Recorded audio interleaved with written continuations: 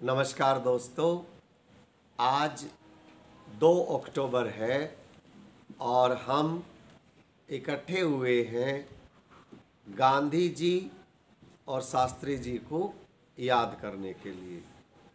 जैसा कि आप जानते हैं, गांधी जी का जन्म 2 अक्टूबर 1869 में हुआ और अपनी प्रारंभिक शिक्षा तो उन्होंने वहीं के पास के ही विद्यालय में ली, लेकिन फिर हायर एजुकेशन के लिए इंग्लैंड गए। वहाँ से बैरिस्टर बन के जब वापस आए तो फिर उसके बाद किसी फर्म के लॉ के सिलसिले में वे अफ्रीका गए। जब वे अफ्रीका गए ना, तो उनको ये नहीं पता था कि वहाँ गोरे और काले के बीच में इतना बड़ा मतभेद है। वहाँ पहुँच के वो बहुत दुखी हुए और उन्होंने फिर भारतीयों के साथ मिलकर के अपना पूरा समर्पण इस बात के लिए लगा दिया कि वे रंग भेद के खिलाफ आवाज़ उठाएंगे। वहीं पर पहली बार उन्होंने सत्याग्रह का प्रयोग शुरू किया। देखिए, ये बड़ी बात है कि गांधी, आप अंदाज़ा लगा सकते हैं कि जब पढ़ने इंग्लैंड जा सकते हैं तो इसका मतलब उन दिनों में वो एक ठीक ठाक अमीर से परिवार के सदस्य थे। हालांकि बहुत अमीर नहीं कह सकते, पर इतने आर्थिक हालत ऐसी तो थी कि वो इंग्लैंड जाके पढ़ाई अफोर्ड कर सकते थे। तो चाहते तो वो उस समय के वकील थे और इंग्लैंड में पढ़े हुए, तो बहुत पैसा कमा सकते थे और भी वकालत करके। लेकिन ये जो मानवता की भावना उनमें कूट कूट के भरी हुई थी, बचपन से ही ये संस्कार बच्चों में पड़ जाते हैं।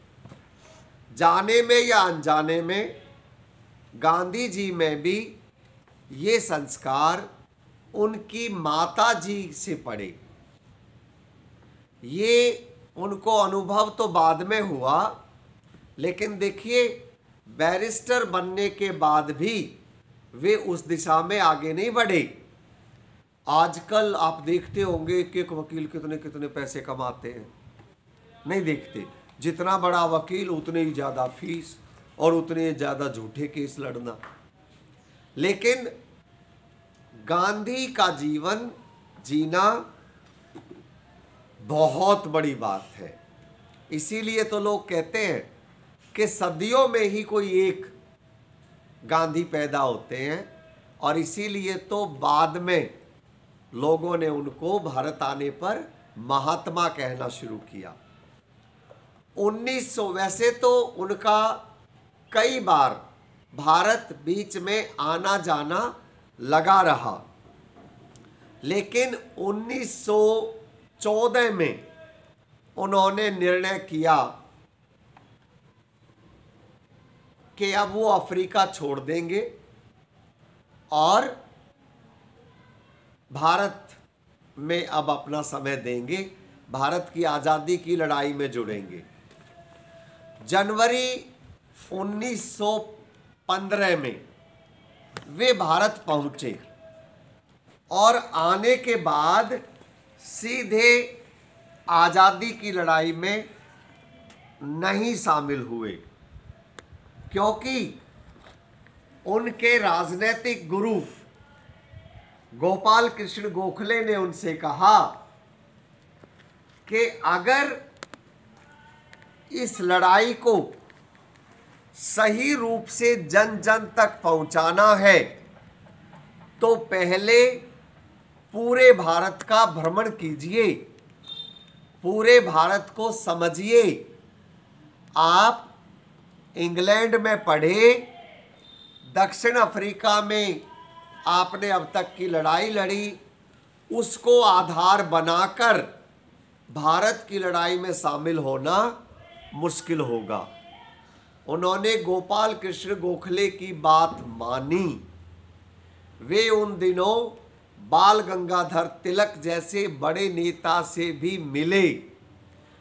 बाल गंगाधर तिलक उस समय तक भारत के सबसे बड़े नेता थे। ऐसा कहा जाता है कि बाल गंगाधर तिलक से ज़्यादा फॉलोवर उस समय भारत में किसी नेता के नहीं थे। बाल गंगाधर तिलक गांधी की बातों से बहुत प्रभावित हुए और उन्होंने आश्वासन दिया कि आगे चलकर हम आपका पूरा साथ देंगे, आप इस लड़ाई में शामिल हो जाइए। वे बिहार में, आपको याद होगा, किसानों से जबरदस्ती खेती करवाई जाती थी, कॉमर्शियल, खासकर इंडिगो, जो कि किसान नहीं चाहते थे। गांधी जी उनकी लड़ाई लड़ने के लिए चंपारण में उनके साथ शामिल हुए और चंपारण में डॉक्टर राजेंद्र प्रसाद के साथ मिलकर के वहाँ के किसानों की लड़ाई लड़ी। इसके बाद आप याद कीजिए, अहमदाबाद मिल मजदूरों की लड़ाई, उसके अलावा गुजरात में उन्होंने सरदार पटेल के साथ मिलकर, देखिए पटेल और गांधी, आपने अगर ठीक से दोनों का बर्थ ईयर देखा हो तो ज़्यादा अंतर नहीं था, बस 6 या 7 साल का ही अंतर था। इसीलिए पटेल भी गांधी से ज़्यादा छोटे नहीं थे और उस समय वो भारत की स्वतंत्रता की लड़ाई में कूद चुके थे। तो उनके साथ मिलकर वहाँ किसानों की लड़ाई में शामिल हुए और ये 3 सत्याग्रह अलग अलग ये प्रयोग जब उन्होंने करके देख लिए, तब गांधी को लगा कि अब पूरे देश में सत्याग्रह का प्रयोग किया जा सकता है। 1919 में अंग्रेजी सरकार एक ऐसा काला कानून लेकर आई जिसके तहत वे बिना किसी ट्रायल के राजनीतिक कैदियों को जेल में रख सकते थे। इससे भारतीयों को दबाने का ये एक और कदम होता। गांधी जी ने अब पहली बार सत्याग्रह का प्रयोग पूरे देश में करने का फैसला किया।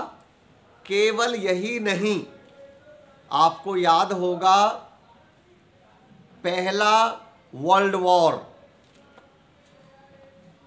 प्रथम विश्व युद्ध इस समय समाप्त हो चुका था। 1914 से 1919 तक डिसाइड हो चुका था, 18 तक ही। और अब मुस्लिम वर्ल्ड में एक डर था कि उनके खलीफा के साथ अच्छा व्यवहार नहीं होगा। इस तरह से मुस्लिमों में अंदर अंदर अशांति थी। गांधी जी को ये उचित समय लगा जब दोनों आंदोलनों को एक साथ जोड़ दिया जाए, और इसीलिए उन्होंने मुस्लिम नेताओं से बात करी और पहली बार भारत के स्वतंत्रता संग्राम में हिंदू मुस्लिम यूनिटी देखने में लोगों को ऐसा दिखाई दिया कि दोनों ने मिलकर के लड़ाई लड़ी। आजकल बहुत सारे लोगों को, क्योंकि एक नई यूनिवर्सिटी खुल गई है व्हाट्सएप यूनिवर्सिटी, एक गंदा ज्ञान भेजते हुए लोगों को देखा होगा कि गांधी को क्या ज़रूरत थी तुर्की के मुसलमानों की लड़ाई लड़ने की। मैं एक अध्यापक के नाते ये कह सकता हूं कि इसी की ज़रूरत थी। ये लड़ाई अदृश्य रूप से आपको लग सकती है कि ये तुर्की की थी, लेकिन आप अंदाज़ा लगाइए यहाँ भी मुसलमानों की बहुत बड़ी संख्या थी, और ये भारत हिंदू मुस्लिम सिख ईसाई से मिलकर बनता है। तो गांधी को लगा कि ये सबसे उपयुक्त अवसर है जब दोनों को इकट्ठे जोड़ दिया जाए, और इस तरह से 1920 में जिस तरह से आंदोलन आगे बढ़ा तो सब ने देखा भी उसका असर। देखिए, इससे पहले कभी भी आंदोलन जन जन तक नहीं पहुंचा था। कुछ लोग तो कहते हैं कि गांधी इरा से पहले आंदोलन कुछ इस तरह का हुआ करता कि कुछ वकील इकट्ठे हुआ करते, चाय पानी पिया करते, और भाई क्या डिस्कशन हो, भारत को आज़ादी कैसे मिले, ये सब बात करके चले जाया करते। आंदोलन को जन जन तक पहुंचाने में, सड़कों पर पूरे भारत को उतारने में गांधी का बहुत बड़ा योगदान है। ये तो चोरा चोरी इंसिडेंट के बाद गांधी को बहुत आघात पहुंचा और उनको लगा कि अभी भारत सत्याग्रह के लिए तैयार नहीं है। नहीं तो आप अंदाजा लगाइए किसको नहीं जोड़ा था। अवध के किसान, आंध्रा के किसान, पूरे भारत के गरीब किसान, पूरे भारत के अमीर जमींदार, पूरे भारत के मजदूर और बड़े बड़े उद्योगपति भी पहली बार एक साथ आंदोलन में कूदे थे। हाँ, मैं मानता हूं कि सबके आंदोलन के जुड़ने के उद्देश्य अलग अलग थे। स्वराज का मतलब आसाम के टी गार्डन्स में काम करने वाले मजदूरों के लिए केवल इतना था कि उनको जो बंदी बनाकर काम कराया जाता था वे अपने घर जा सकेंगे। देखिए, आंध्र प्रदेश के किसानों के लिए स्वराज का मतलब केवल यही था कि आप एक बात का अंदाजा लगाइए कि वहां के किसान किसी को बहुत बड़ा, केवल आदमी नहीं, भगवान कहकर पुकारते हो। किसको? नाम बताइए। आंध्रा में किसानों का आंदोलन किसने लीड किया? जोर से बोलिए।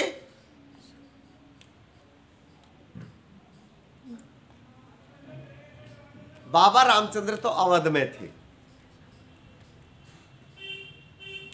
हाँ, उनके नाम में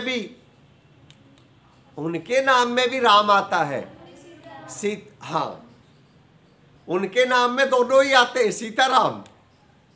ओके, तो आप अंदाजा लगाइए, इतने बड़े महात्मा को, जिसको लोग भगवान मानते हैं, और वो कहे कि हमसे भी बड़े महापुरुष हैं गांधी। तो गांधी के प्रति आंध्रा के किसानों की कितनी आस्था जग गई, और यही कारण था कि वो सब इस तरह से इस आंदोलन के साथ जुड़े। लेकिन एक चोरा चोरी इंसिडेंट ने जब गांधी को ये आंदोलन वापस लेने पर विवश कर दिया, तो उस समय बहुत सारे युवा और बहुत सारे क्रांतिकारी गांधी को समझ नहीं पाए। उन्होंने कहा कि आज़ादी तो अभी मिल सकती थी, तो फिर ये आंदोलन वापस क्यों। गांधी ने उस समय कहा था कि अहिंसा के ऊपर हमें ये आज़ादी अगर मिलती है उसकी कीमत पर, तो नहीं चाहिए। गांधी जी बहुत पढ़े लिखे थे। आप में से कितने ये जानते हैं कि फ्रेंच रिवॉल्यूशन और रशियन रिवॉल्यूशन बहुत बड़ी कीमत चुका करके आया था। उसमें लाखों जानें गई थी। फ्रेंच रिवॉल्यूशन में तो राजा और रानी को भी मारा गया था, गिलोटाइन किया गया था। जो आंदोलन इतनी बड़ी कीमत चुकाकर हमें आज़ादी देकर गया हो, गांधी अपने अनुभव से चाहते थे कि भारत की आज़ादी तो आए, पर उस तरह से ना आए। एक और बात, गांधी ये चाहते थे कि जब भारत को आज़ादी मिले तो यहाँ वो अंबेडकर जी के विचारों पर सहमत थे। हालांकि दोनों में बहुत विचारों की भिन्नता मिलती है, लेकिन यहाँ दोनों सहमत थे एक बात पर कि जब आज़ादी आए तो वो समता मूलक समाज की स्थापना भी साथ में करें। वो जो छोटे और बड़े की भावना है, जिसने इस समाज को खोखला कर रखा था कि समाज में कोई जाति बड़ी भी हो सकती है और कोई छोटी हो सकती है, ये जो घृणित मान्यताएं थी, गांधी चाहते थे ये भी खत्म हो। इसीलिए वो स्वच्छता की जब बात होती थी तो गांधी हमेशा इस बात में विश्वास करते थे कि सब स्वच्छता में शामिल हो। स्वच्छता, सफाई किसी एक का काम नहीं है। अगर पूरे समाज को साफ सुथरा रखना है तो ये सब का काम है। इस तरह से गांधी ने जब ये आंदोलन वापस लिया तो आपको पता ही है, भगत सिंह, चंद्रशेखर आज़ाद, राजगुरु, सुखदेव वो एक अलग रास्ते पर चल पड़ते हैं। केवल यही नहीं, मोतीलाल नेहरू और उनके कुछ साथियों ने अलग पार्टी बना ली, स्वराज पार्टी बना ली। इस तरह से बहुत सारे लोग अलग अलग हो जाते हैं। और एक अध्यापक के नाते मुझे तो ये कहने में भी गुरेज नहीं है कि यहाँ आकर आंदोलन कुछ दिन के लिए थोड़ा धीमा पड़ता है, लेकिन फिर आता है क्रांतिकारियों का युग, आपको पता होगा। और ये जो क्रांतिकारियों का युग आता है, धीरे धीरे फिर क्रांतिकारियों को जिस तरह से अंग्रेजों ने एक एक करके मारा, फांसी दी, तो 1930 और 31 आते आते बहुत सारे क्रांतिकारी हमें छोड़ जाते हैं। इसके बाद आपको पता होगा कि 1931 में दूसरी गोलमेज कॉन्फ्रेंस में पहली में शामिल नहीं हुए थे। गांधी शामिल होने जाते हैं और जिस तरह से जब वो वापस आते हैं तो उनके जहाज का इंतज़ार कर रहे लोगों को वो जहाज से ही बोल देते हैं कि मैं निराश लौटा हूँ। अंग्रेज़ों से बातचीत टूट गई है। आपको ये भी ध्यान होगा कि 1935 में जो एक्ट आया उसने भी हमें बांटने की कोशिश करी और हिंदुओं और मुसलमानों को अलग अलग रिप्रेजेंटेशन देके एक बहुत सोची समझी चाल थी कि इस देश को बांटा जाए। दोस्तों, गांधी ने वैसे तो इस पूरे आंदोलन को लीड किया, लेकिन अगर मेरे से पूछा जाए कि गांधी का सर्वश्रेष्ठ दिन कौन से थे, मैं कहूंगा 1946-47। ये वो समय था जब वर्ल्ड वॉर खत्म होने के बाद चर्चिल जैसा गंदा आदमी प्रधानमंत्री की रेस हार गया और एक नए प्रधानमंत्री बन गए वहां इंग्लैंड में, एटली। और अब उन्होंने आते ही घोषणा कर दी थी कि भारत को आज़ादी जल्द से जल्द दी जाएगी। तो एक तरह से अब ट्रांसफर ऑफ पावर ही होना था, कॉन्स्टिट्यूशन बनना था, ट्रांसफर ऑफ पावर होना था।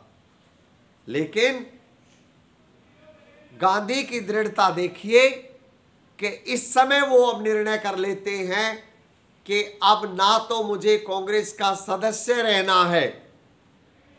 जब कांग्रेस को सत्ता मिलने की बात आई तो इस महापुरुष ने कांग्रेस की सदस्यता से ही इस्तीफा दे दिया और इसके बाद इन्होंने कहा कि मेरा काम, असली काम अब शुरू हुआ कलकत्ता जाकर के जो दंगे होने लगे थे। आपको याद होगा 1946 में नेहरू और सरदार पटेल से एक एक गलतियां हुई थी।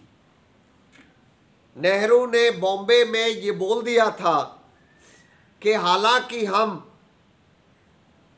कॉन्स्टिट्यूएंट असेंबली में कांग्रेस शामिल हो रही है, लेकिन अंग्रेजों ने जिस तरह की बात करी है अलग अलग रिप्रेजेंटेशन की, उसे हम माने या बदले ये समय बताएगा।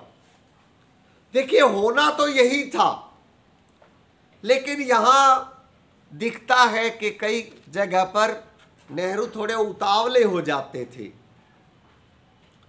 कुछ काम पॉलिटिक्स है, बोल कर नहीं बिना बोले भी हो सकते थे आगे चल करके, लेकिन ये इतना बड़ा तूफान ले आए ये स्टेटमेंट कि इसके बाद जिन्ना को मौका मिल गया कि अब तो हम बिल्कुल नहीं रहेंगे भारत में, अब तो हमें अलग पाकिस्तान चाहिए। देखिए नेहरू क्या कह रहे हैं। और इस तरह से सोहरावर्दी ने, जब जिन्ना ने डायरेक्ट एक्शन की बात करी तो सोहरावर्दी ने दंगे करा दिए और वहां पर एक जगह बहुत सारे मुसलमान संख्या ज़्यादा थी, वो हिंदुओं को मारने लगे, और दूसरी जगह हिंदुओं की संख्या ज़्यादा थी, वो मुसलमानों को मारने लगे। इतने सालों से बंगाल में तो खासकर ये दोनों बहुत लंबे समय से इकट्ठे रहते आए थे, लेकिन सोहरावर्दी ने कत्लेआम करवा दिया।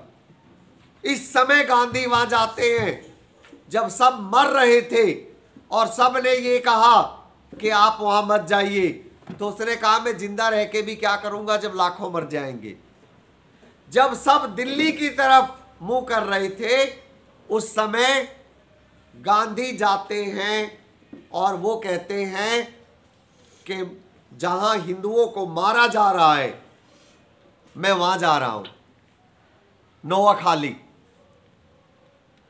लेकिन फिर सोहरावर्दी ने कहा कि हम आपसे कुछ मांग रहे हैं, आप वहां मत जाइए, पहले कलकत्ता रुकिए और पहले यहां हिंदू मुसलमानों को मार रहे हैं, इनसे अपील करके जाइए।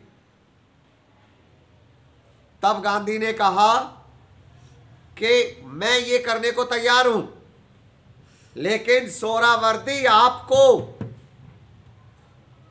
मेरे साथ आना होगा लोगों के बीच में, चाहे हम दोनों की जान चली जाए, और आपको ये कहना पड़ेगा, माफी मांगनी पड़ेगी कि मेरे से गलती हुई। डायरेक्ट एक्शन वाले दिन ये मारो मारो की कॉल मैंने दी थी, मेरे से गलती हुई, और हाथ जोड़कर माफी मांगे लोगों से कि मारपीट बंद करें। सोहरावर्दी बदल गए। वो राक्षस इंसान जिसने इतने सारे लोगों को मरवा डाला था, आज गांधी के साथ था दंगे बंद करवाने के लिए। मैं इस दिन को बहुत बड़ी बात मानता हूं। एक मुस्लिम परिवार जो एक हवेली को खाली करके चला गया था, 12 घंटे तक उसकी सफाई करके उस हवेली में रहते हैं गांधी और बहुत सारे लोग। वहां 3 कमरे खाली कराए जाते हैं। भीड़ पहुंच जाती है और वहां पर हिंदू शुरू में गांधी से बहुत चिढ़ जाते हैं कि आप सब जगह एक उसको दबा रहे हैं। असल में गांधी सबके बुरे बने क्योंकि गांधी को लोग समझ नहीं पाते थे। सबको लगता था हमें दबाया जा रहा है, क्योंकि वो निस्वार्थ थे। और लोगों ने उन खिड़कियों पे अटैक कर दिया जो गांधी का कमरा था। चारों तरफ शीशे टूट टूट के उड़ रहे थे, गांधी ने कमरा खाली नहीं किया। इसलिए मैं उस साल को सबसे बड़ा मानता हूं और 47 तक वहीं रहे। 15 अगस्त 1947 को भी जब सारे पार्लियामेंट में थे, डॉक्टर राजेंद्र प्रसाद, जवाहरलाल नेहरू, सरदार पटेल, सब, उस समय भी गांधी उसी हवेली में थे, क्योंकि एक बार दंगे दोबारा भड़क गए थे और गांधी की ये कसम थी कि जब तक यहां एक भी आदमी मरेगा मैं कलकत्ता से हिलूंगा नहीं। वे आगे नोआखाली भी नहीं गए। उन्होंने कहा पहले आप इनको मारना बंद करो, फिर मैं वहां जाऊंगा, हिंदुओं को बचा के लाऊंगा। ये थे गांधी। दोस्तों, 1948 में फिर किस तरह से एक सिरफिरे ने उन पर गोली चलाई, ये हम सब जानते हैं। अब की जनरेशन से भी ये छिपा नहीं है। तो इस तरह से 31 जनवरी 1948 में उनको 3 गोलियां मारी गई जब वो बिरला मंदिर से लौट रहे थे, और हरे राम कहते हुए उन्होंने अपने प्राण त्यागे। लेकिन निश्चित रूप से इस धरती पर गांधी जैसे लोग शताब्दियों में कोई एक होते हैं। आप इस बात से भी अंदाज़ा लगा लीजिए कि जिस दिन गांधी नहीं रहे थे उस दिन 114 देशों के झंडे झुकाए गए थे, केवल भारत के नहीं। इससे आप अंदाज़ा लगा सकते हैं 15 लाख की भीड़ गांधी की अंतिम यात्रा में शामिल हुई थी। 15 लाख। और जब वो दुश्मन अंग्रेज, उनके एक संवाददाता ने जब इसे जूम करके इस भीड़ को कवर किया